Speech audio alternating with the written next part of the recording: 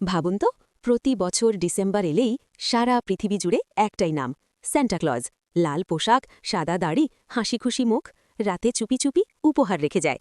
কিন্তু কখনো কি ভেবেছেন, স্যান্টা ক্লজ কি সত্যিই কোনো মানুষ ছিলেন, নাকি এটা শুধুই একটা রূপকথা?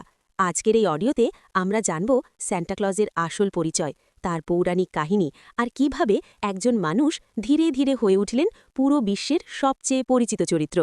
আমাদের গল্প শুরু হচ্ছে আজ থেকে প্রায় 1700 বছর আগে। স্থান বর্তমান তুরস্কের একটি শহর, নাম মাইরা। সেই শহরে জন্ম নিলেন এক শিশু, নাম নিকোলাস। তিনি বড় হয়ে হলেন একজন খ্রিস্টান বিশপ।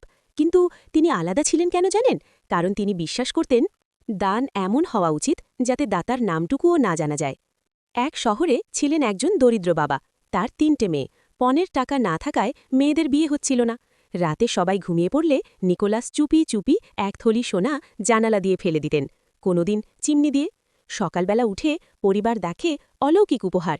এখান থেকেই জন্ম নিল রাতে উপহার আসা, গোপন দাতা, চিমনি দিয়ে আসার ধারণা। সময় গড়াল, সেন্ট নিকোলাস মারা গেলেন, কিন্তু তার গল্প বেঁচে রইল।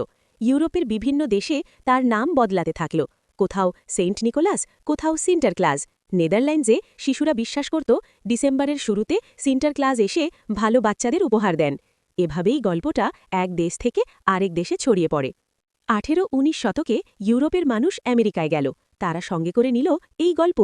1823 সালে লেখা হল একটি কবিতা, a visit from saint Nicolas.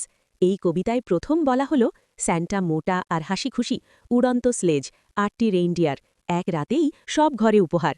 এখান থেকেই স্যান্টা ক্লজ হয়ে উঠলেন এক রূপকথার চরিত্র। অনেকে ভাবে একটি কোম্পানি স্যান্টাকে বানিয়েছে। আসলে সত্যিটা একটু আলাদা। 1930-এর দশকে একটি পানীয় কোম্পানি স্যান্টাকে দেখালো লাল সাদা পোশাকে হাসি খুশি দাদু হিসেবে। এই ছবিটাই এত জনপ্রিয় হয়ে গেল যে পুরো পৃথিবী এটাই মেনে নিল। তাহলে স্যান্টা কি পৌরাণিক? উত্তরটা শুনুন মন দিয়ে। বাস্তব মানুষ ছিলেন সেন্ট নিকোলাস, রূপকথা যোগ হয়েছে পরে, রেইনডিয়ার, উত্তর মেরু, এক রাতে সব ঘর। অর্থাৎ স্যান্টা ক্লজ সমান সমান সত্য যোগ কল্পনা যোগ মানবিক মূল্যবোধ। স্যান্টা ক্লজ আসলে কোনো লোক নন, তিনি একটি ভাবনা। যতদিন মানুষ নিঃস্বার্থভাবে দেবে, শিশুদের হাসাবে, ভালোবাসা ছড়াবে, ততদিন স্যান্টা ক্লজ বেঁচে থাকবেন। আপনি যদি এই গল্পটা ভালো লেগে থাকে তাহলে শেয়ার করুন, আর এমন গল্প পেতে চ্যানেলটি সাবস্ক্রাইব করতে ভুলবেন না। ধন্যবাদ।